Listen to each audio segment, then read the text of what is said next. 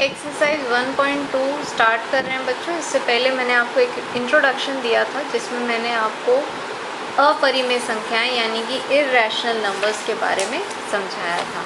तो अब हम स्टार्ट कर रहे हैं एक्सरसाइज 1.2। तो थोड़ा पहले मैं हिंदी वाले बच्चों के लिए दिखा देती हूँ।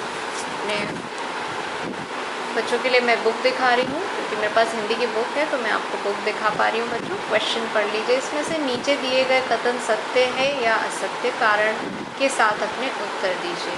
पहला है, प्रत्येक अपरिमेय संख्या एक वास्तविक संख्या होती है। ध्यान से देख लीजिए। इसी क्वेश्चन को अब हम इंग्लिश में पढ़ लेते हैं। हमें ट्रू फॉल्स बताने हैं। पहले तो हमें ट्रू फॉल्स बताना है, स्टेटमेंट्स क्या क्या हैं, ठीक है, और हमें रीज़न भी बताना है। सबसे बड़ी बात है कि हमें रीज़न बताना है। तो हर एक्सरसाइज को स्टार्ट करने से पहले जो इम्पोर्टेंट पॉइंट्स आपको समझाए गए हैं अच्छी तरह से, उनके नोट्स बना लीजिए और उसके बाद एक्सरसाइज का हेडिंग लिखिए फिर से, और अपने क्वेश्चंस जैसे आपने देखा होगा मैंने लिखा है क्वेश्चन 1 ब्लैक पेन से, और जो पूरा क्वेश्चन है उसे ब्लैक से लिखिए। आप जो सोल्यूशन कर रहे हैं उसको आप ब्लू पेन से लिखिए, ठीक। अब यहाँ से सोल्यूशन स्टार्ट हो रहा है। तो every irrational number is a real number. चलिए, तो ये जो सेंटेंस है ये बिल्कुल एब्सोल्युटली, मैंने यहाँ लिखा है एब्सोल्युटली ट्रू। इसका मतलब है बिल्कुल 100% सत्य, है ना। और सत्य क्यों है ये, तो ध्यान से देखिए। अभी हमने पढ़ा था, हमने इससे पहले इंट्रोडक्शन में पढ़ा था कि आखिर में वास्तविक संख्याएं होती कौन सी है। मैंने उस दिन आपको अच्छी तरह समझाया था। वास्तविक संख्याएं वो सभी संख्याएं हैं जो कैसे बनती हैं, जब आप सारी परिमेय संख्याएं और सारी अपरिमेय संख्याएं, पहली बात तो ये है कि ना तो ये ग्रुप, इस ग्रुप की कोई सीमा है और ना ही इस ग्रुप की कोई सीमा है ना। क्योंकि आपको भी पता है कि नंबर्स तो चलते चले जा रहे हैं और मतलब इनफाइनाइट है, वो ख़त्म ही नहीं हो रहे हैं। किसी को आखिरी नंबर अभी तक पता नहीं है ना। तो इस हिसाब से वास्तविक संख्याएं कौन सी होंगी, जिसमें सारी अपरिमेय संख्याएं और परिमेय संख्याएं आती हैं।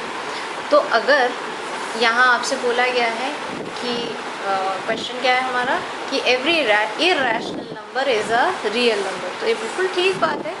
सारी अपरिमेय संख्याएं क्या कहलाएंगी, रियल नंबर कहलाएंगी। इसी तरह से सारी परिमेय संख्याएं भी क्या कहलाएंगी, रियल नंबर कहलाएंगी। क्योंकि रियल नंबर्स कौन सी संख्याएं कहला रही हैं, इन दोनों को अगर आप मतलब रियल नंबर्स कौन से नंबर्स हैं, वास्तविक संख्याएं कौन से नंबर्स हैं, सारे परिमेय और सारे अपरिमेय। तो जाहिर सी बात है कि अगर कोई भी इर्रेशनल नंबर है तो वो जाहिर सी बात है क्या होगा, वास्तविक संख्या ही होगी। यही हमें अपने रीज़न में लिख देना है, ठीक है बच्चों। इसी तरह से हम क्वेश्चन नंबर, इसी का सेकंड पार्ट पढ़ लेते हैं।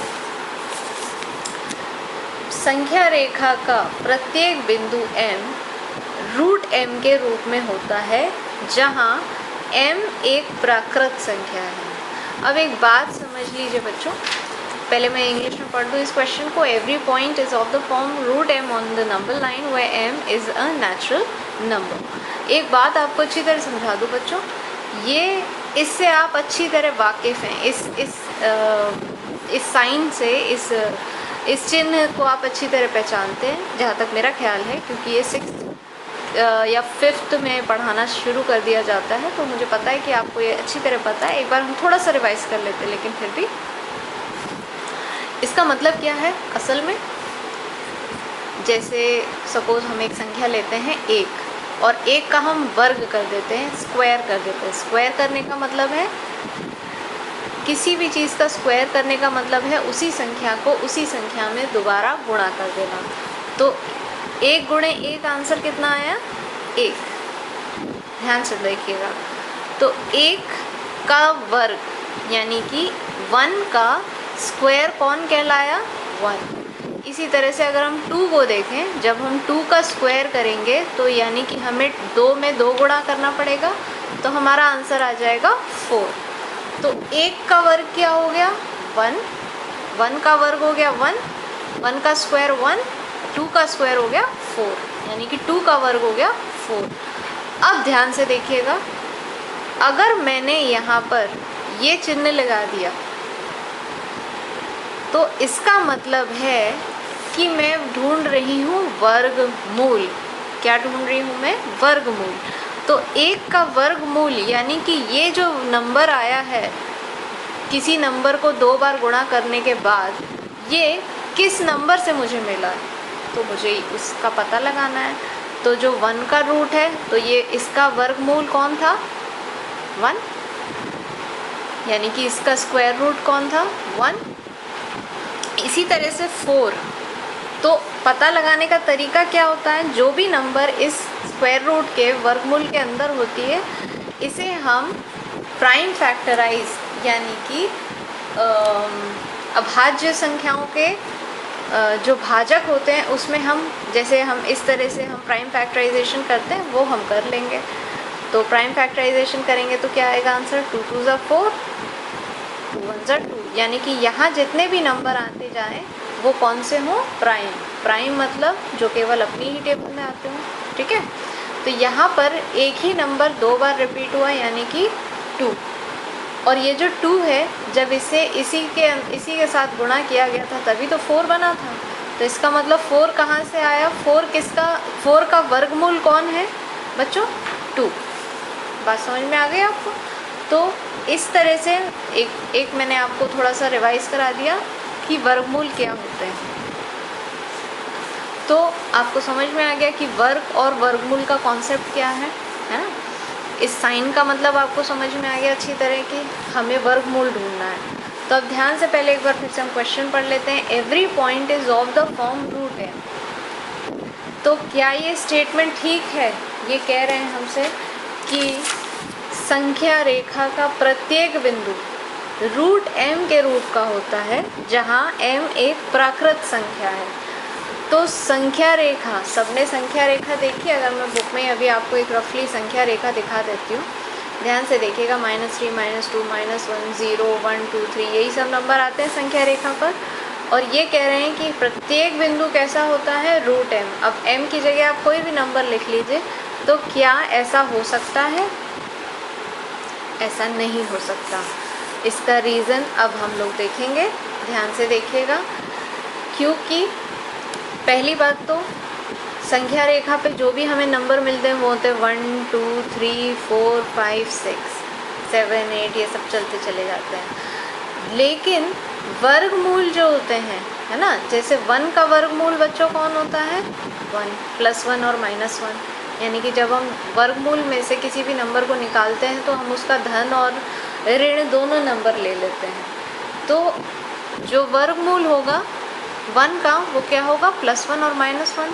तो संख्या रेखा पे +1 -1 मिल गया आपको। वर्गमूल जो हो गया 4 का वो कौन है?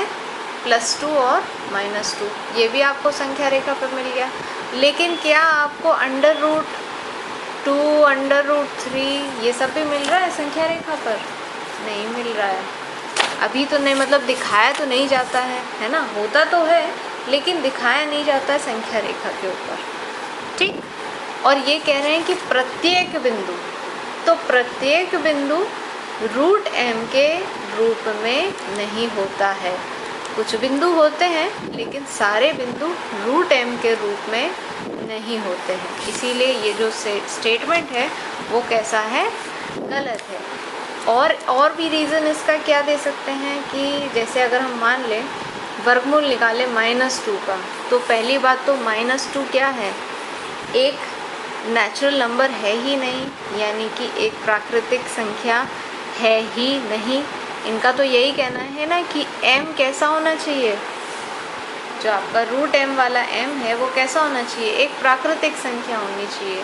लेकिन क्या जब आप माइनस के नंबर का वर्गमूल निकालेंगे तो वो एक प्राकृतिक संख्या होगी? बिल्कुल नहीं, ये एक इंटीजर है, ये एक पूर्णांक है ना। तो इसीलिए negative integer can never be a square root of a natural number. ये हम भी जानते हैं अच्छी तरह कि कोई भी नेगेटिव इंटीजर किसी भी नेचुरल नंबर यानी कि प्राकृतिक संख्या का वर्गमूल कभी हो ही नहीं सकता, ठीक है। अब आगे बढ़ते हैं, ध्यान से देखिएगा।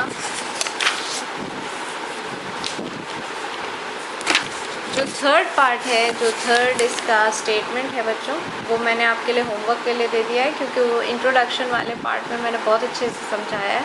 तो आप वहाँ से देखेंगे इसको और इसे कंप्लीट करेंगे। हम आ रहे हैं क्वेश्चन नंबर 2 की तरफ बच्चों। क्वेश्चन नंबर 2 देख लेते हैं। Are the square roots of all positive integers irrational? If not, give an example of square root of a number that is a rational number. ये कह रहे हैं क्या सभी धनात्मक पूर्णांकों के वर्गमूल अपरिमेय होते हैं? यदि नहीं, तो एक ऐसी संख्या के वर्गमूल का उदाहरण दीजिए जो एक परिमेय संख्या है। तो पहली बात तो बच्चों ध्यान से देखिएगा, सभी धनात्मक पूर्णांक। अब धनात्मक पूर्णांक कौन से होंगे? +1, +2, +3, +4 एंड सो ऑन, ठीक है, यही सब होंगे कि नहीं होंगे? तो ये कह रहे हैं क्या सभी धनात्मक पूर्णांकों के वर्गमूल अपरिमेय हैं?